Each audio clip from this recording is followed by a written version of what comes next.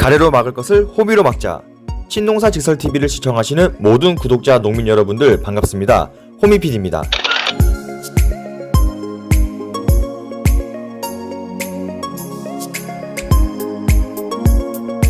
지난 시간에 이어 오늘도 샤인머스켓 고수들만이 생각할 수 있는 질의응답 영상 마지막 편 3편을 준비했는데요. 오늘은 샤인머스켓의 품질을 결정하는 당도 증가에 대한 이야기와 환상박피의 기본적인 내용과 조치사항 등을 이야기해 볼 것입니다.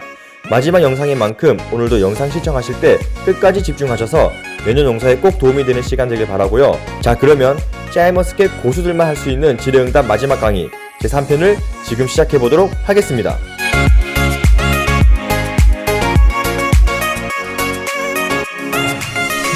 더 재밌는 당도. 이거 좀 머리 조금 아플 수도 있어요. 요거는. 자, 우리 밭에 가보면은요, 스테비아를 많이 쓰시고요. 당도 올린다고 맞죠? 스테비아 많이 쓰시고, 이 삿가루 쓰시고요. 하여튼 간에 뭐 달달한 거 다 써요. 이거 당도 증가제를 되게 많이 써요. 근데 당도 증가제 맛 한번 봤어요? 한번 봐봐요. 이거 써요. 삿가루 맞나요? 안 달고. 근데 물에 막 희석해가지고 살짝 하면 달아요. 진짜요. 한번 해봐요. 내년에. 자, 어차피 당도 증가의 원리라는 거에 대해서 제가 말씀을 드리자면, 자, 당도 증가제가 필요하다, 필요 없다라는 문제는요, 영양분이 과잉이 있을 때는 당도 증가라는 제품 자체가 필요가 없는 거예요. 생물학적으로 봤을 때는. 전혀 아예 필요가 없는. 이거는 농민들 우롱하는 거 사기라고 얘기해요. 교수님들은. 진짜. 교수님들은 인상가리만 치면 됐지 무슨 놈의 당도 증가를 할 수 있는 내용물을 집어넣어서 당도가 올라가느냐. 너 사기치지 말아라고 얘기해요. 교수님들은 진짜. 농도 교수님 100이면 100. 이건 진짜 다 들으셨죠? 교육할 때. 자, 물하고 이산화탄소하고 해서 포도당 되고 산소 되는 거 다 아시죠?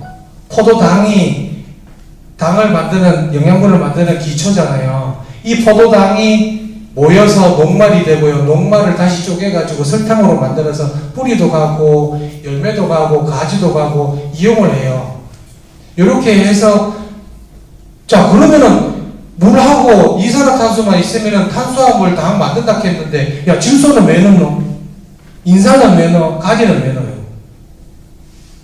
질소, 인산가리가 들어가는 이유 중에 하나는요, 이 포도당하고 결합을 해요. 효소에 의해서 결합을 하면 얘가 단백질도 되고요, 탄수화물도 되고요, 지방도 돼요. 자, 그러면은 참깨는 포도당 만들어가지고 위에 기름 성분인 지방을 만들까요? 식물이 기름 만들었잖아요. 똑같이 포도당에다가 우리가 넣어주는 질소, 인산, 가리의 어떤 효소작용에 인해서 이 분자 속에다가 하나를 탁 집어넣으면 막 붙어가지고 지방이 딱 나오는 거예요. 쉽게 지금 말씀드린 거예요. 제가 딱 나와요. 이렇게 해가지고 만들어지기 때문에 이게 기본주가 되고요. 그 다음에 질소화합물이나 무기화합물, 아까 무기화합물은 인산가리 다 무기화합물이에요. 이런 것들이 플러스 돼가지고 유기산이 되고, 유기산이 돼가지고 아미노산이 돼요. 거꾸로 아미노산 넣어줘가지고 다 뽀사버리면 질소화합물 되죠. 아까 그래서 아미노산을 뽀으면 다시 질소 된다 얘기하는 게 이 얘기예요. 이해하시겠죠? 자, 다시 말해서 당도를 올리려고 생각하시면은 사카린을 넣는 게 아니라요. 사카린은 이 설탕 있죠, 포도당 있죠. 포도당을 엄청나게 많이 막 붙여 넣는 놈이 사카루거든요. 이 사카루를 나무가 먹으려면 또 다 땅속에서 다 끊어야 돼요. 나무가 다 뭐 미생물이나 다 끊어가지고 또 하나씩 먹어야 되거든요.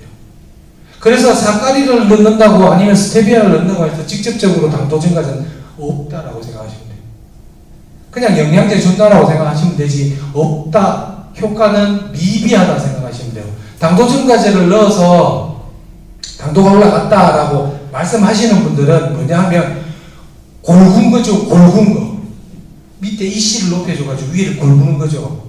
당도 증가제요. 당도 안 올라간다고. 올해 같은 경우에 제가 한 사람 본 사람이 있는데, 당도 증가제를 당도 안 올라가니까 3일에서 5일에 한 번씩 계속 집어넣은 거예요. 근데 포도 딸 때 어떻게 된 줄 알아요? 10월 한 15일 정도에 포도 땄거든요. 말랑말랑하게 해가지고 금포도처럼 돼가지고 포도 하나도 못 먹어요. 그거 15,000원, 13,000원 그냥 막 나가야 돼요. 어쩔 수 없어요. 2kg. 당도 증가제를 넣어가지고 당도가 올라간다 하는 거는 골분다라고 생각하세요, 그냥. 그래서 당도 증가제 너무 남용하지 마세요. 어느 정도 주는 거는 영양제 준다고 생각하고 주셔도 되는데 너무 남용하지 마시라고. 오늘 당도가 14 나왔어. 햇빛이 좋아요. 이틀 뒤에 15가 나와줘야 돼. 근데 안 올라가, 14. 그러면 마음에 당도 증가제 넣고 싶잖아요. 넣을 거고. 그럼 또 다음 이런 일이 계속 일어나거든요. 그러면 토양에 아까 말씀드린 이 씨가 계속 높아져가지고 도리어 물이 안 올라가니까 열매가 쪼글쪼글하게 말랑말랑하게 변해버린다고요. 악영향이 계속 있으니까 만약에 당도 증가제를 계속 하고 싶으면 연매실 하세요. 연매실 치시라고요. 그게 더 맞을 수 있어요. 그래서 당도 증가제를 쓰시는 걸 너무 남용하지 말라고 제가 이거 넣은 거예요. 고민도 너무 많이 하시니까. 다시 말해서 퇴비 많이 해가지고 영양생장에서 생식생장으로 잘 넘겨주시면은 당도는 자연적으로 올라간다. 여기에 연결시켜서 박피가 들어가는 거겠죠.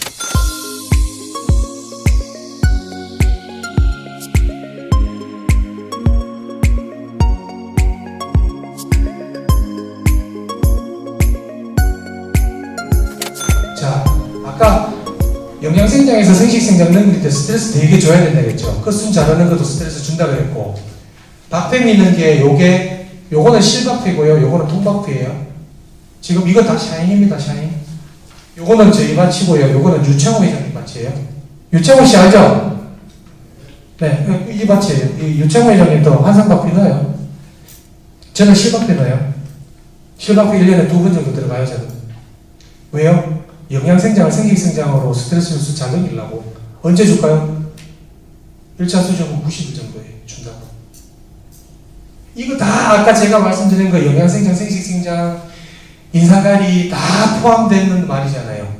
물 많이 주지 마세요. 뭐 물 한 40% 주세요. 이거 다 이게 관련된 얘기잖아요. 그래서 당도 올리는 거의 제일 첫 번째 조건은요. 영양생장에서 생식생장으로 굉장히 잘 유도시키고 전환시키는 사람이 1등이에요. 그래서 박피는 뭐냐 하면은 관다발 조직에 물관 체관이라는 게 있거든요. 안쪽이 물관이고 밖이 체관이에요. 물관이라는 놈은 땅에 있는 물하고 영양분을 뿌리에서 쭉 올라오는 거잖아요. 그러면은 체관은 뭐냐면 여기서 이제 물하고 영양분하고 올려가지고 화합성했어요. 이 영양분이 아까 당, 포도당 쓰라는 거 있잖아요. 그게 밖에 체관을 통해서 쭉 뿌리까지 내려간단 말이에요. 그러면은 박폐점이면은 체관을 끊어내요. 체관만 도려내는 거지. 안에 물관은 그대로 있고. 그러면 물은 위로 올라가고 영양분은 위로 올라가는데 위에서 광합성 하는 놈들이 도리어 거꾸로 내려오는 거를 길이 없네? 다시 올라가. 그럼 열매로 가겠죠. 요거 이용한 게 박피예요. 근데 박피가 캄벨하고 거봉하고 농사 짓는 사람들이 하도 이런 거 신포도 내 싸가지고 막 박피는 위로 저들린다고 김천 사람 하면 박피밖에 생각 안 난다고 하거든요. 박피가요 일본에서 개발해서 나온 기술이에요. 이거 어마어마한 기술이에요. 이거 농업에 거의 한 획을 끌 정도로 위대한 기술인데 김천에 와가지고 맨날 신포도 따니까 희한하게 돼가지고 박피는 미친 짓이다 이렇게 간 거지. 여러분들도 나무가 최소한 3년 이상 4년 돼가지고 내가 퇴비를 좀 많이 넣은 것 같아요. 이걸 어떻게 해야지 생식생장 넘겨야 되는데 박원빈이라는 놈이 와가지고 뭐라 지키는데 이거 어찌 해야 될지 모르겠다 이러면은 박피 한 번씩 들어가도 돼요. 어려우면 실박피 하면 되거든. 딱 잡으면 찌지직 하는 데서 쫙 돌리면 거고 체감만 돌아가는 거니까 그런 것들은 잘하는 사람한테 배워도 되고요. 그래서 우리가 말하는 거는 체관을 파괴시켜가지고 영양분을 이파리나 열매 쪽으로 많이 보내는 게 박피라는 거예요. 박피는 기계가 있는데 지금 경제사업성이 안 팔아요. 이제 공장이 다 망했대요. 수요가 없어가지고 진짜 샤인으로 바뀌면서 박폐 미는 기술을 아니면 박폐를 하는 것들을 대부분 90%는 안 하게 됐고요. 10%만 했거든요. 근데 이게 당도 올리는 게 문제가 자꾸 되니까 내년부터 제가 생각했을 때 박피를 좀 서서히 밀 것 같아요. 단 박패를 넣어가지고 나무가 열매가 맛이 없다, 시다 이런 건 없습니다. 왜요? 90일에다가 박패를 1차 수정부터 90일에 박패를 넣어가지고 우리가 따는 거는 120일이잖아요.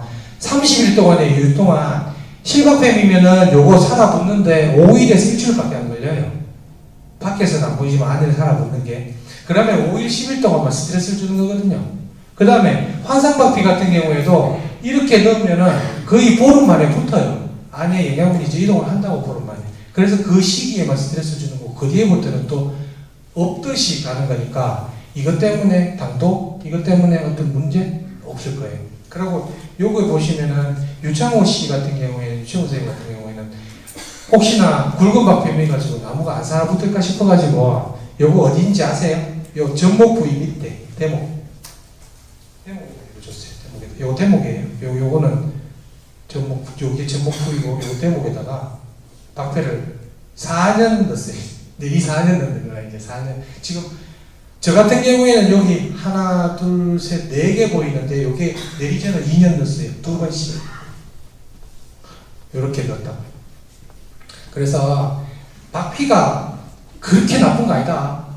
내한테 잘만 이용하면 이건 굉장히 좋은 거다 라고 생각하시면 됩니다.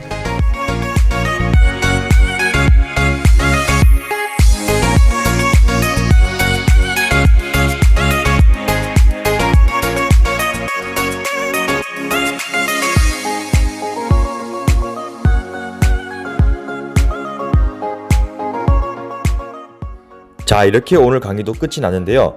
여러분들도 이렇게 당도를 올리는데 가장 중요한 부분을 차지하는 광합성에 대한 이해와 나무에 적절한 스트레스를 주는 박피에 대한 이해도를 높이셔서 주변 사람들에게 끌려다니는 수동적인 농사가 아니라 필요에 따라 시기에 따라 내 밭에 맞는 관리가 들어가고 내 주관으로 적절한 판단을 통해 농사를 지음으로써 내년도 내후년도 대풍년을 맞이하는 모든 구독자 농민 여러분들 되길 기원합니다. 앞에 올라온 영상과 이번 영상 1, 2, 3편 모두 조금이라도 서로 이어지고 연관이 있는 내용이 있으니 혹시나 이해가 되지 않는 부분이 있다면 다시 반복해서 복습해 주시면 되겠고요. 영상을 보고 궁금한 부분들이 있으면 댓글 달아주시고 지금 당장은 아니지만 저희가 댓글과 농가 방문을 통해 질문 내용들을 수집해 어느 정도 모이면 그중 가장 많이 나온 질문과 공통된 내용을 중점적으로 다루는 영상을 추후에 또 여러분들께 올려드리도록 하겠습니다. 네, 지금까지 샤인머스켓 고수들만 할 수 있는 지뢰응답 강의 1, 2, 3편을 시청해주셔서 감사하고요. 조호미 PD는 여러분들의 농사가 대박날 수 있게 영농 기술을 엄선하고 연구하여 이론으로 끝나는 내용이 아니라 실제로 농가에 필요한 부분이 무엇인지 최선을 다해 파악하여 더 좋은 영상으로 찾아오겠습니다. 가래로 막을 것을 호미로 막자. 지금까지 친농사시설TV의 호미 PD였습니다. 감사합니다.